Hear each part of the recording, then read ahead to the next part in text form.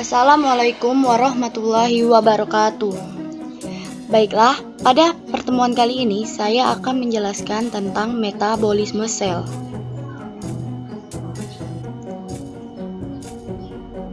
Adapun kompetensi dasar pada metabolisme sel yaitu 3.2 menjelaskan proses metabolisme sebagai reaksi enzimatis dalam makhluk hidup. 4.2 menyusun laporan hasil percobaan tentang mekanisme kerja enzim. Sedangkan untuk tujuan pembelajarannya ialah peserta didik dapat menjelaskan pengertian metabolisme, pengertian enzim, struktur enzim, sifat enzim, pengertian katabolisme, pengertian respirasi aerob dan anaerob, tahapan-tahapan respirasi aerob dan anaerob, pengertian anabolisme, proses fotosintesis dan proses kemosintesis. Selanjutnya, pengertian metabolisme.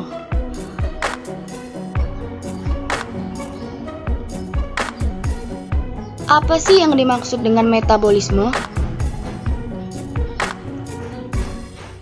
Metabolisme itu sendiri ialah seluruh proses yang terjadi di dalam tubuh makhluk hidup.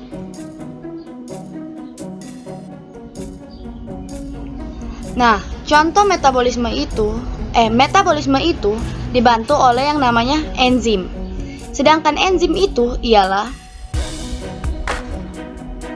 protein yang dapat mempercepat proses metabolisme. Struktur enzim.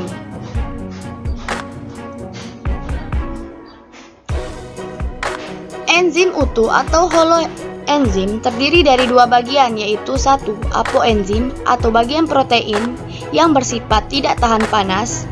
Yang kedua, gugus prostetik atau bagian non-protein yang berasal dari senyawa anorganik Zn2+, Cu2+, Mn2+, Mg2+, K+, Fe2+, dan Na+, yang disebut dengan kofaktor.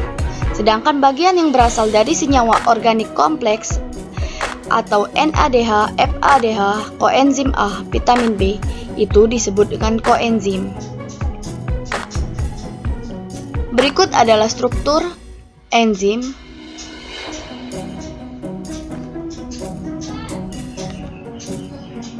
Selanjutnya, sifat-sifat enzim. Sifat-sifat enzim. Yang pertama, enzim merupakan protein dan koloid. Yang kedua, enzim bekerja secara spesifik. Yang ketiga, enzim bekerja secara reversibel atau bolak-balik. Dan yang keempat ialah enzim mengkatalis reaksi dengan meningkatkan kecepatan reaksi dengan cara menurunkan energi aktivasi atau energi yang diperlukan untuk memulai suatu reaksi. Cara kerja enzim. Yang pertama yaitu menurut teori Lock and Key. Teori ini dikemukakan oleh Fischer. Teori ini menjelaskan bahwa cara kerja enzim mirip dengan mekanisme kunci dan anak kunci, di mana kunci gembok yang bersifat aktif diibaratkan dengan enzim. Sedangkan anak kuncinya ialah substrat. Proses kerjanya ialah substrat memasuki sisi aktif enzim seperti anak kunci memasuki kunci gembok. Substrat tersebut kemudian diubah menjadi produk. Produk ini kemudian dilepaskan dari sisi aktif, dan enzim siap menerima substrat baru. Berikut adalah gambar teori Lock and Key, di mana kunci diibaratkan dengan substrat, sedangkan gembok diibaratkan dengan enzim. Nah, substrat akan memasuki bagian aktif enzim dan terbentuklah suatu produk.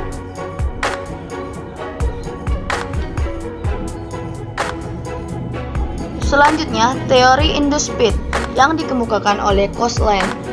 Teori ini menjelaskan bahwa enzim akan melakukan penyesuaian bentuk untuk berikatan dengan substrat. Penyesuaian bentuk ini bertujuan untuk meningkatkan kecocokan dengan substrat dan membuat ikatan substrat menjadi lebih reaktif. Adapun cara kerjanya yaitu sisi aktif enzim lebih fleksibel sehingga terjadi interaksi dinamis di mana antara enzim dan substrat. Kemudian terjadi kombinasi antara substrat dan enzim menjadi kompleks enzim substrat.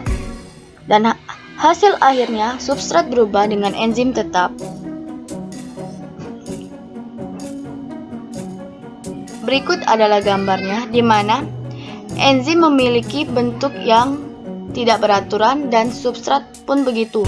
Substrat pun akan menyatu dengan enzim dan akan membentuk enzim substrat kompleks, di mana pada teori induced speed enzim ini akan menyesuaikan bentuk substrat. Faktor-faktor yang mempengaruhi enzim. Yang pertama, suhu. Suhu optimum untuk aktivitas enzim pada manusia dan hewan berdarah panas ialah 30 derajat Celcius, sedangkan pada hewan berdarah dingin 25 derajat Celcius. Enzim pada suhu 0 derajat Celcius tidak aktif. Yang kedua, air. Air berperan dalam memulai kegiatan enzim. Yang ketiga, substrat. Substrat adalah zat yang diubah menjadi sesuatu yang baru. Yang keempat yaitu pH. Perubahan pH dapat mempengaruhi efektivitas sisi aktif enzim dalam membentuk kompleks enzim substrat dan dapat menyebabkan terjadinya denaturasi.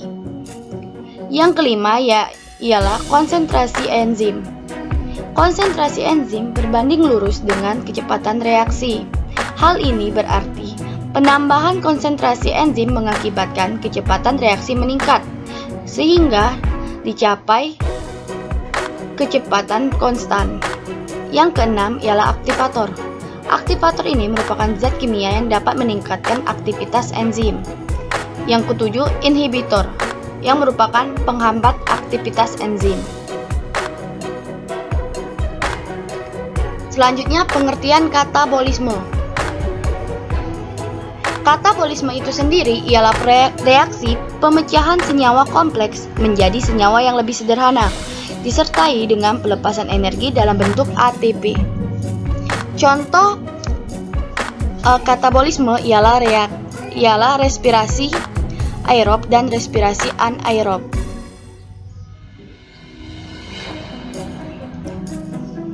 Nah, respirasi aerob ialah respirasi yang menggunakan oksigen, sedangkan respirasi anaerob ialah respirasi yang tidak menggunakan oksigen.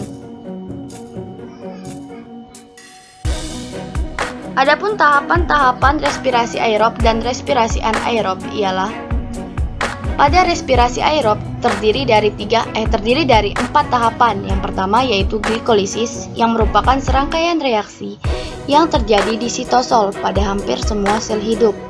Pada tahap ini terjadi pengubahan senyawa glukosa dengan 6 atom C menjadi 2 senyawa asam piruvat dengan 3 atom C, serta NADH dan ATP.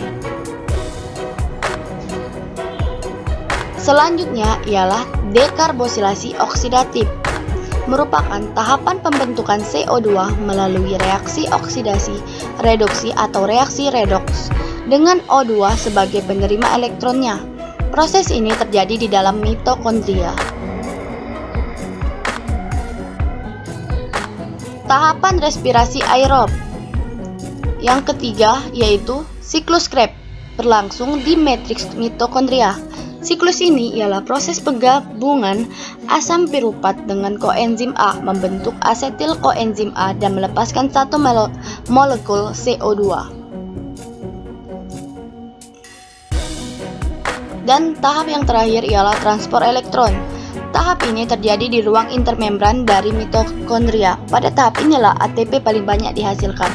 Jadi, hasil ATP pada tahapan respirasi aerob yaitu 36 ATP. Selanjutnya, tahapan reaksi anaerob. Yang pertama ialah fermentasi alkohol. Fermentasi alkohol merupakan fermentasi asam piruvat menjadi etanol atau etil alkohol.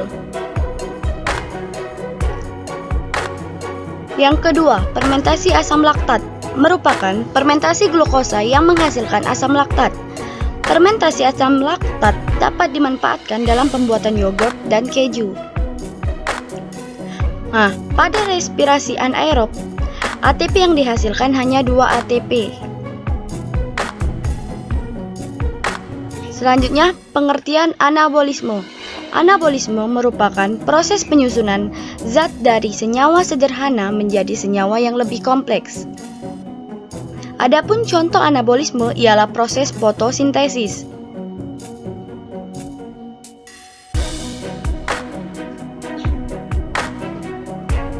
Fotosintesis merupakan proses penyusunan bahan organik atau karbohidrat dari H2O dan CO2 pada kloroplas dengan bantuan energi cahaya. Fotosintesis dibagi menjadi 2 reaksi, yaitu reaksi terang dan reaksi gelap. Reaksi terang sendiri ialah reaksi yang memerlukan cahaya, sedangkan reaksi gelap merupakan reaksi lanjutan dari reaksi terang dan terjadi pada stroma. Baiklah, selanjutnya proses fotosintesis. Nah, proses fotosintesis ini diawali dari air dan mineral yang ada di dalam tanah akan diserap oleh akar dan kemudian akan diangkut menuju daun. Pada daun ada yang namanya stomata. Nah, stomata ini akan menyerap yang namanya karbon dioksida. Di bagian daun juga ada yang namanya klorofil. Klorofil akan menyerap cahaya matahari. Nah, air yang diserap dari akar tadi akan diubah menjadi hidrogen dan oksigen. Hidrogennya akan bereaksi dengan karbon dioksida sehingga membentuk glukosa yang merupakan makanan untuk tumbuhan. Sedangkan oksigennya akan dibebaskan ke udara. Glukosa yang dihasilkan dari hidrogen dan karbon dioksida ini akan diedarkan ke seluruh tubuh. Selanjutnya yaitu kemosintesis. Kemosintesis ialah proses penyusunan bahan organik dari senyawa anorganik dengan bantuan energi kimia. Jadi, kalau fotosintesis itu dibantu oleh energi matahari, sedangkan kemosintesis dibantu oleh energi kimia. Nah, kemosintesis ini terjadi pada bakteri autotrof. Adapun contohnya yaitu pertama, kemosintesis oleh bakteri sulfur, di mana bakteri sulfur ini akan mengoksidasi logam sulfida menjadi sulfur. Yang kedua, kemosintesis oleh bakteri nitrifikasi. Contohnya yaitu bakteri nitrifikasi yang mampu mengoksidasi amonia menjadi nitrit, kemudian dapat juga mengoksidasi nitrit menjadi nitrat dalam keadaan aerob. Yang ketiga ialah kemosintesis oleh bakteri besi, di mana bakteri besi mampu mengoksidasi ion fero menjadi ion feri. Baiklah, saya rasa itu saja yang dapat saya sampaikan. Wassalamualaikum warahmatullahi wabarakatuh.